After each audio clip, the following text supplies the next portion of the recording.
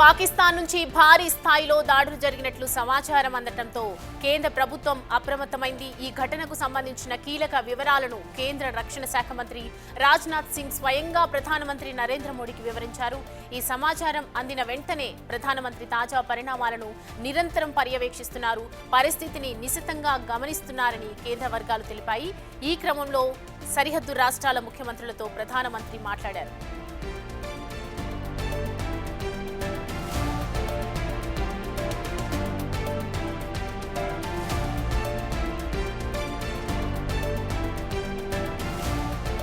కేంద్ర మంత్రి రాజ్నాథ్ సింగ్ అత్యున్నత స్థాయి సమీక్ష నిర్వహించారు. ఈ సమీక్షలో సిడిఎస్, త్రివిధ దళాధిపతులు, జాతీయ భద్రతా సలహాదారు అజిత్ దోవల్ పాల్గొన్నారు.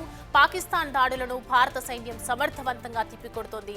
పాక్ సరిహద్దుల్లోని రాష్ట్రాల్లో హై అలర్ట్ కూడా ప్రకటించారు. జమ్మూ కాశ్మీర్తో పాటు రాజస్థాన్, పంజాబ్, హర్యానా రాష్ట్ర ప్రభుత్వాలు అప్రమత్తమయ్యాయి. అధికారులకు సెలవులను రద్దు చేశాయి. అధికారులు ఎవరూ జిల్లా దాటి వెళ్లవద్దని, అందరూ అందుబాటులో ఉండాలని ఆదేశాలు జారీ అయ్యాయి. విద్యా సంస్థలకు సెలవులు ప్రకటించారు.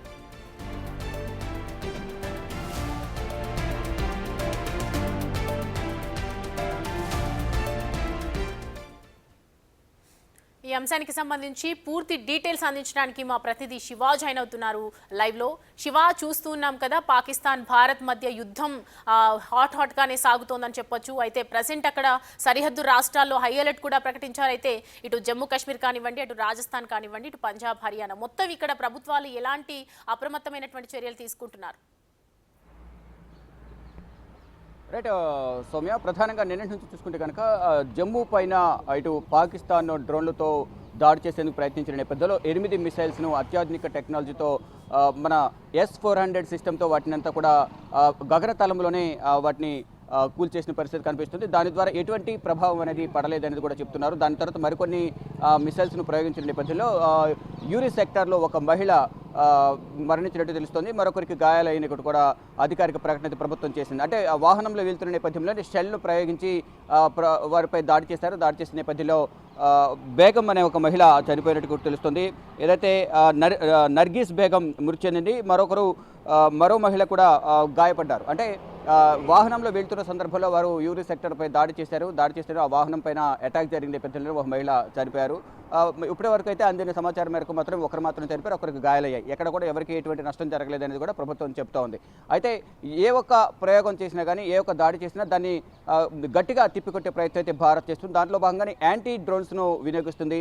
మొత్తం యాంటీ డ్రోన్స్, అలాగే ఐఎన్ఎస్ విక్రాంత్ని కూడా అమ్ముల పొదిలో ఉన్న ఐఎన్ఎస్ విక్రాంత్ని తీసుకుని ప్రజెంట్ బయటకు తీసి దానితో కూడా దాడులు ప్రారంభించింది భారత్. దానిలో భాగంగా L-70 తుపాకులు, అలాగే ZU-23mm సంబంధించి కానీ షిల్కా, వీటన్నిటితో కూడా ఇవన్నీ కూడా 4 యాంటీ డ్రోన్స్ ద్వారా పాకిస్తాన్ భారత్పై చేసే దాడులన్నీ కూడా తిప్పికొట్టిన పరిస్థితి కనిపిస్తుంది. రాత్రి నుండి కూడా చూసుకుంటే కనుక భీకరంగా దాడులు జరిగాయి. ఇటు భారత్ కూడా పాకిస్తాన్ పైన, ఇటు లాహోర్, ఇస్లామాబాద్, మరోవైపు కరాచీ పైన డ్రోన్స్తో విరుచుకుపడింది. మొత్తం ఎక్కడికక్కడ అటు పోర్టు కూడా, ఇటు కరాచీలో ఉన్న పోర్టు కూడా ధ్వంసమైనట్టు తెలుస్తుంది.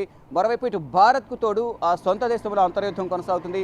ఈ బలూచ్ లిబరేషన్ ఆర్మీ కూడా తిరిగి వారిపై దాడులు చేస్తుంది. మేము కూడా దాడులు చేశామంటూ కూడా వారు ప్రకటించారు.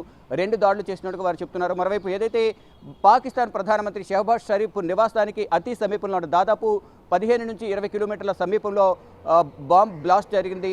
అక్కడ వెంటనే ఆయన అక్కడి నుంచి అప్రమత్తమై వేరే ప్రాంతాలకు భద్రతా బలకు తరలించారు. అంటే పాకిస్తాన్లో ఉన్నారా, వేరే దేశం పారిపోయారా అనేది కూడా అంతా కొన్ని ఊహాగానాలు అయితే వ్యక్తమవుతున్న పరిస్థితి కనిపిస్తోంది. ఈ నేపథ్యంలోనే పాకిస్తాన్ అంతా కూడా ఎమర్జెన్సీ ప్రకటించారు. ఏ సమయంలోనైనా అటాక్ చేయాలి, ఏ విధంగానైనా భారీగా నష్టం చేకూర్చాలి, సామాన్య జనమే టార్గెట్గా పాకిస్తాన్ దాడులు చేస్తున్న పరిస్థితి కనిపిస్తోంది. మొత్తం దాన్ని కంప్లీట్గా యాంటీ డ్రోన్స్ను వినియోగించి భారత్ ఆర్మీ భద్రతా బలగాలన్నీ కూడా ధీటుగా బెదిరిస్తున్న పరిస్థితి కనిపిస్తుంది. ప్రజెంట్ సిచ్యువేషన్ తీసుకుంటే కనుక భారత్ పాకిస్తాన్ సరిహద్దులో ఉద్రిక్త పరిస్థితులు మరింత పెరుగుతూ ఉన్నాయి. ఒకవైపు పాకిస్తాన్, మరోవైపు భారత్ 2 దాడులు చేసుకుంటున్న నేపథ్యంలో మధ్యలో మళ్ళీ పాకిస్తాన్కు మధ్యలో మొత్తం ఇటు పాకిస్తాన్కు BLA కూడా దాడులు చేస్తోంది.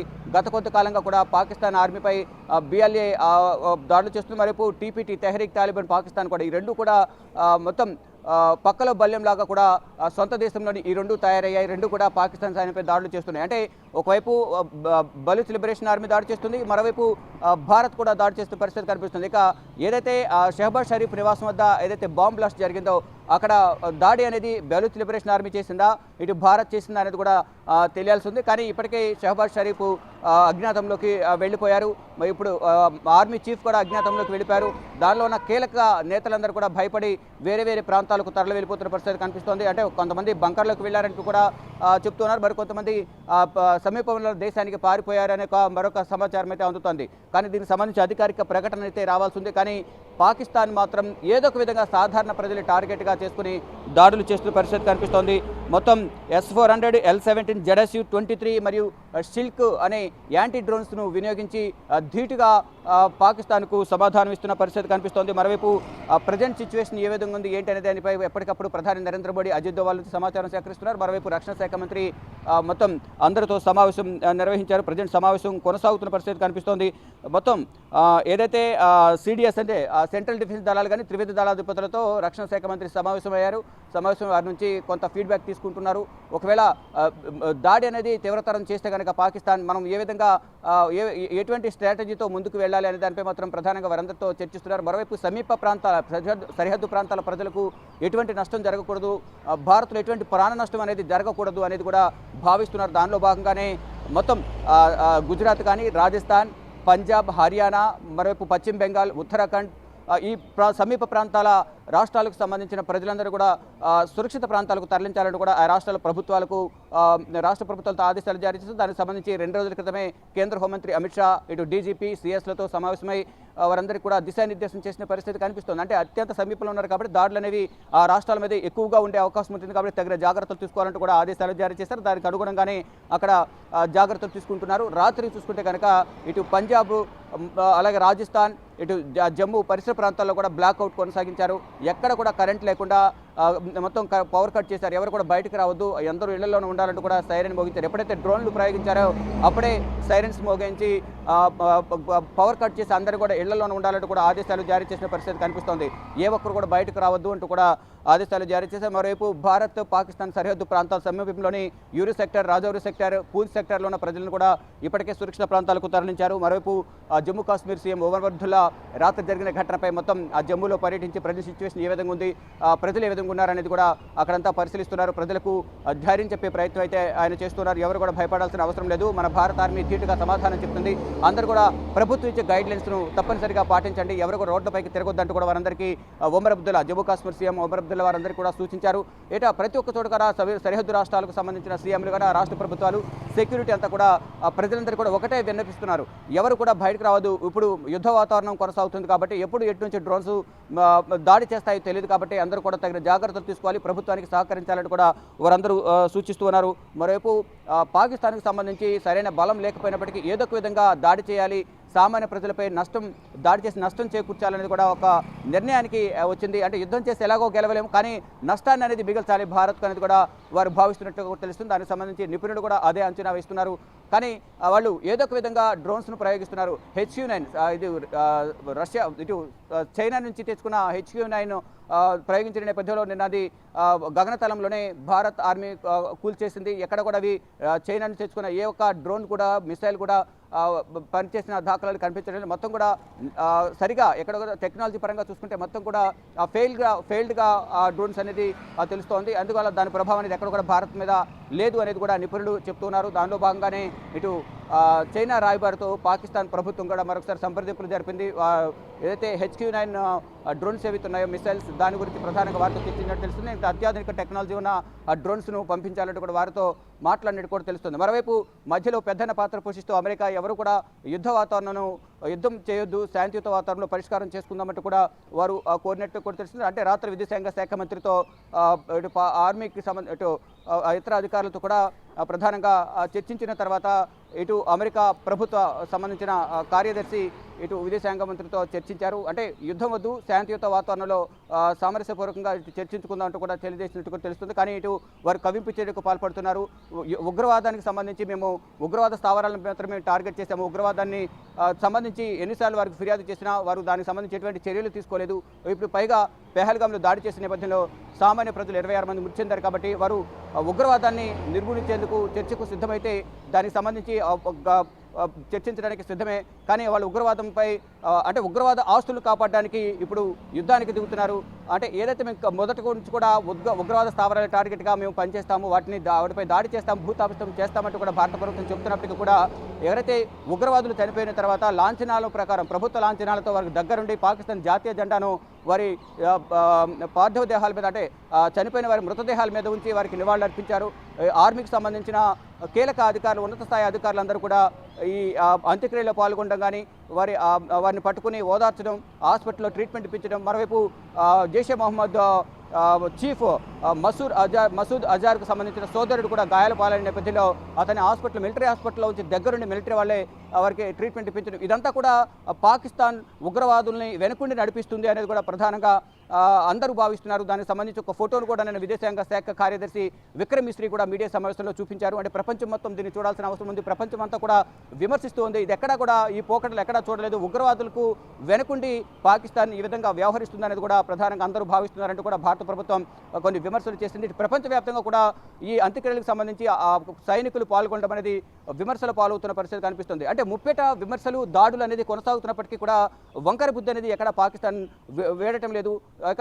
ప్రజలను టార్గెట్గా చేసుకుని దాడులు చేస్తున్నారు. దానిలో భాగంగానే జమ్మూలో మరోవైపు యూరు సెక్టర్ కానీ పరిసర ప్రాంతాల్లో ఈ డ్రోన్స్తో విరుచుకుపడుతున్నారు. వాటికి ధీటుగా సమాధానం చెప్తున్నప్పటికీ ఎంతో కొంత ప్రాణ నష్టం అనేది మిగిల్చాలి భారత్కు అనేది వారు ఒక నిశ్చయంగా పెట్టుకున్నట్టు తెలుస్తుంది. ఒక నిర్ణయం తీసుకున్నారు. దానిలో భాగంగానే డ్రోన్స్ ద్వారా ఈ ప్రయోగాలు చేస్తున్న పరిస్థితి కనిపిస్తుంది. కానీ ఏ ఒక్క ప్రయోగం కూడా వారికి సక్సెస్ కావడం లేదు. మొత్తం భారత భద్రతా బలగాలు మొత్తం కూడా విఫలం చేస్తున్న పరిస్థితి కనిపిస్తుంది. ఆ గగనతలంలోనే వాటిని కూల్చేస్తున్నారు. కానీ మన దగ్గర అత్యాధునిక టెక్నాలజీతో సంబంధించిన ఈ యాంటీ డ్రోన్ సిస్టమ్తో కలిగిన L-70 కానీ మరోవైపు ZUS గన్స్ కానీ 33mm అలాగే అధునాతన ఆయుధాలతో డ్రోన్లను వారి శత్రు దేశాలకు సంబంధించిన డ్రోన్లను కూల్చివేసేంత సత్తా, సాంకేతిక పరిజ్ఞానం ఉపయోగించి మనం చేయగల సత్తా కూడా భారత్కు ఉంది అనేది కూడా తెలుస్తుంది. దానిలో భాగంగానే ఆపరేషన్ సింధూర్ పాక్ దాడిలో ఆర్మీపై కూడా ప్రధానంగా ఇప్పుడు భారత ఆర్మీ ఒక ప్రకటన కూడా చేసింది.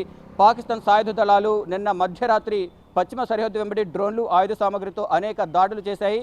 జమ్మూ కాశ్మీర్లో నియంత్రణ రేఖ వెంబడి పాక్ దళాలు కాల్పుల విరమణ ఒప్పందాన్ని మరొకసారి ఉల్లంఘించాయంటూ కూడా భారత ఆర్మీ ఒక ప్రకటన విడుదల చేసింది. మొత్తంగా ఏదైతే డ్రోన్ దాడులను, పాకిస్తాన్ చేసిన డ్రోన్ దాడులను భారత్ కంప్లీట్గా పూర్తిగా తిప్పికొట్టింది అనేది కూడా భారత ఆర్మీ ఒక ప్రకటన విడుదల చేసింది. శివ, ఒకవైపు పాకిస్తాన్లో నిరసనలు వ్యక్తం చేస్తున్నారు ప్రజలు కానివ్వండి, ఇటు పార్లమెంట్ సభ్యులు కానివ్వండి. ఈ పాకిస్తాన్ ని సేవ్ చేసుకుందాం, మనం యుద్ధ వాతావరణం చేయొద్దు, యుద్ధం చేయొద్దు అని చెప్పి వేడుకుంటున్నటువంటి సిచ్యువేషన్స్ మనం ఇప్పుడు చూస్తున్నాం. అయినప్పటికీ కూడా పాకిస్తాన్ ఆర్మీ ఎందుకు ఇంత ట్రై చేస్తుంది? అంటే ప్రజల కన్నా ఇండియాతో అంత యుద్ధం ముఖ్యం అనుకుంటుందా? రైట్, డెఫినెట్గా మీరు అన్నట్లు అక్కడ అధికారం అనేది ప్రభుత్వం చేతిలో లేదు. పాకిస్తాన్ మొత్తం అంతా సైన్యం చేతిలో ఉంటుంది. ప్రభుత్వం చెప్పిన వాళ్ళు వినని పరిస్థితి ఉంది. ఇటు ప్రధానంగా మనం చూస్తే మనకు అందుతున్న సమాచారం ప్రకారం అయితే అక్కడున్న షహబాజ్ ప్రధాని కూడా యుద్ధం వద్దు, శాంతియుతంగా చర్చించుకుందామనేది ప్రధానంగా ఆయన ఆర్మీతో చర్చించినట్టు తెలుస్తుంది. కానీ ఆర్మీ చీఫ్ ఆసిఫ్ మునీర్ అహ్మద్ షా, ఈయన అంతకుముందు ఆర్మీ చీఫ్ కన్నా ముందు ఐసిస్ చీఫ్గా ఉన్నారు. ఈ ఉగ్రవాద కార్యకలాపాలను వెనుకుండి నడిపించారనేది ప్రధానంగా కొంత ప్రచారం అయితే జరుగుతుంది. దానిలో భాగంగానే ఈ ఆర్మీ చీఫ్ వల్లే యుద్ధం అంతా జరుగుతోందని కూడా ప్రధానంగా ప్రచారం అయితే జరుగుతోంది. ఈ నేపథ్యంలోనే ఎప్పుడైతే పెహల్గాంలో ఉగ్రదాడులు జరిగాయో ఆ ఉగ్రదాడులు 26 మంది చనిపోయారు. దాని తర్వాత భారత్ తీసుకున్న కఠిన నిర్ణయాల తర్వాత అటు ఆసిఫ్ మునీర్ కూడా అహ్మద్ షా కూడా కొన్ని కీలక వ్యాఖ్యలు చేశారు. అంటే దాని వెనుకుండి ఉగ్రవాదాన్ని వెనుకుండి తానే నడిపించారన్నట్టుగా కూడా కొన్ని వ్యాఖ్యలు బయట సోషల్ మీడియాలో ప్రచారం జరుగుతున్నాయి. తర్వాత అప్పటి నుంచి కూడా భారత్ తీసుకున్న నిర్ణయాలకు భయపడిన ఆర్మీ చీఫ్ అక్కడున్న భద్రతా బలగాలన్నీ కూడా రాజీనామా చేస్తున్న నేపథ్యంలో ఆయన కూడా హైడౌట్ అయిన పరిస్థితి కనిపిస్తుంది. అప్పటి నుంచి కూడా బంకర్లో దాక్కున్నారా, లేకపోతే విదేశాలకు పారిపోయారా, వారి ఫ్యామిలీని విదేశాలకు పంపించేశారు అనే ఒక ప్రచారం కూడా జరిగింది. దానికి సంబంధించిన వీడియోస్ కూడా ఎయిర్పోర్ట్కి వీడియోస్ సోషల్ మీడియాలో వైరల్ అవుతున్న పరిస్థితి కనిపిస్తుంది. కానీ అప్పటి నుంచి ఇప్పటి వరకు ఒక్కసారి కూడా ఈ ఆర్మీ చీఫ్ అనేది కనిపించడం లేదు. కానీ అండర్ గ్రౌండ్లో ఉండి యాక్షన్లో ఉన్నారు. దానికి సంబంధించిన యుద్ధ ప్రణాళికను ఆయన సిద్ధం చేస్తున్నారు, అందరితో చర్చలు జరుపుతున్నారు అనేది కూడా పాకిస్తాన్ ప్రభుత్వం సమర్థించే ప్రయత్నం అయితే చేసింది. మళ్ళా కొన్ని రోజుల క్రితం ఇటు ఇరాన్ విదేశాంగ మంత్రి అలాగే ఆర్మీ చీఫ్ కలిసి ఉన్న ఫోటోను కూడా రిలీజ్ చేశారు. అంటే ఏదైతే విమర్శలు వస్తున్నాయి ఆర్మీ చీఫ్ అసలు తెర మీదకి రావడం లేదు, ఎక్కడ కూడా కనిపించడం లేదని ప్రపంచవ్యాప్తంగా విమర్శలు వినిపిస్తున్న నేపథ్యంలో మరొక ఫోటోను తెర మీదకు తీసుకొచ్చారు. కానీ ఇప్పటికీ కూడా ఈ దాడులు ఒక పక్కన జరుగుతున్న పాకిస్తాన్ స్థావరాలపై దాడులు జరిగినా ఎక్కడ కూడా ఆయన యాక్షన్లో కనిపించడం లేదు. దీన్ని బట్టి అసలు ఎక్కడున్నారు, ఎక్కడికైనా ఏదో వేరైనా దేశమైనా పారిపోయారా, ఇక బంకర్లో ఉన్నారా, అసలు ఏం చేస్తున్నారు, అసలు సైన్యానికి సరైన యాక్షన్కి సంబంధించి వారికి ఏమైనా సూచనలు ఇస్తున్నారా లేదా అనేది కూడా కొంత అనుమానాలు వ్యక్తమవుతున్నాయి. ఎందుకు హైడౌట్ అయ్యారు అనేది కూడా అంతా చర్చించుకుంటున్నారు. అంటే ఒక ఆర్మీకి సంబంధించి నిర్ణయాలు తీసుకున్న సందర్భంలో ఒక ఆర్మీ చీఫ్ తెర మీదకు రాకుండా ఎక్కడ కూడా కనిపించకుండా అధికారిక ప్రకటన లేకుండా ఎందుకు ఈ విధంగా వ్యవహరిస్తున్నారు అనేది కూడా కొంత చర్చలు అయితే కొనసాగుతున్నాయి. అంటే ఉగ్రవాదానికి సంబంధించి మొదటి నుంచి కూడా పాకిస్తాన్లో ఉగ్రవాద స్థావరాలు అనేకంగా ఉన్నాయి. దానికి సంబంధించి 21 ఉగ్రవాద స్థావరాలను భారత ప్రభుత్వం గుర్తించింది. దాంట్లో మొత్తం 6వ తేదీన అర్ధరాత్రి 1:05 నుంచి 1:30 మధ్యలో 9 స్థావరాలపై సింగిల్ టార్గెట్లో మొత్తం కూడా ధ్వంసం చేశారు. ఎక్కడ కూడా మిగలకుండా భూస్థాపితమైన పరిస్థితి కనిపిస్తుంది. మిగిలిన 12 స్థావరాలపై కూడా త్వరలోనే దాడులు జరిగే అవకాశం ఉంది. కానీ ఇప్పటికీ కూడా దానికి సంబంధించి ఎక్కడ ఆయన బయటకు వచ్చి మాట్లాడిన దాఖలాలు లేవు. అంటే ప్రభుత్వాలకు సంబంధించిన ప్రభుత్వాధినేతలు కానీ ఇతర పార్టీలకు సంబంధించిన నేతలు మాట్లాడుతున్నారు తప్ప ఎక్కడ కూడా ఆర్మీ చీఫ్ బయటకు వచ్చి మాట్లాడిన దాఖలాలు కనిపించడం లేదు. ఇక మొత్తంగా చూసుకుంటే పాకిస్తాన్ ప్రయోగించే ప్రతి ఒక్క మిసైల్ కానీ డ్రోన్లు కానీ గట్టిగా తిప్పికొట్టే ప్రయత్నం అయితే భారత్ చేస్తుంది. దానిలో భాగంగానే యాంటీ డ్రోన్స్ వినియోగించి గగనతలంలోనే వాటిని కూల్చేస్తున్నారు. ఎక్కడ కూడా ప్రజెంట్ సిచ్యువేషన్ చూసుకుంటే కనుక ఎక్కడ కూడా భారత్లో ఎటువంటి నష్టం జరగలేదు అనేది కూడా కేవలం ఒక యూరి సెక్టర్లో ఒక మహిళకు చనిపోవడం, మరొక మహిళ గాయాలు కావడం తప్ప అధికారికంగా ఎక్కడ కూడా ప్రాణ నష్టానికి సంబంధించి కానీ ఆస్తి నష్టానికి సంబంధించి ఎక్కడ కూడా అధికారిక ప్రకటన అయితే చేయలేదు. Soumya. Right Shiva, thanks for the updates. Right, చూస్తున్నాం కదా సరిహద్దుల్లో పాక్ చేస్తున్నటువంటి దాడులకు భారత్ అయితే సమర్థవంతంగా వాటిని అడ్డుకుంటూ ఉంది. ఎప్పటికప్పుడు ముందు జాగ్రత్త చర్యలు తీసుకుంటూనే ఉంది. సరిహద్దుల్లో చూస్తున్నాము ఇటు ప్రధాన నగరాలే లక్ష్యంగా పాకిస్తాన్ టార్గెట్ చేస్తోంది.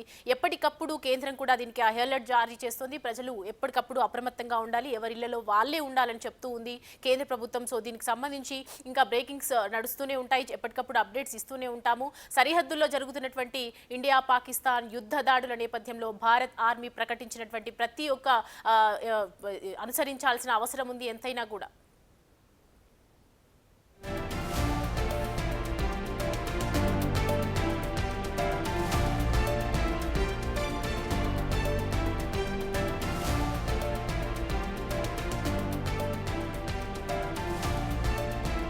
సరిహద్దుల్లో పాక్ దాడులకు పాల్పడిందని భారత ఆర్మీ ప్రకటించింది. భారత్ వైపు నుంచి ఎలాంటి ప్రాణ నష్టం జరగలేదని క్లారిటీ ఇచ్చింది. మిసైల్స్, డ్రోన్ దాడుల్ని త్రివిధ దళాలు తిప్పికొట్టాయని భారత ఆర్మీ ప్రకటించింది.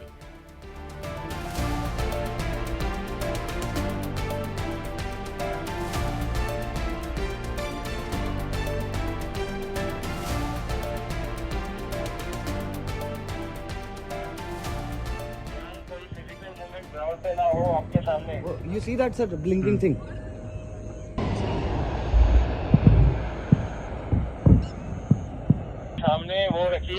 సరిహద్దులో పాక్ దాడులకు పాల్పడిందని భారత ఆర్మీ ప్రకటించింది.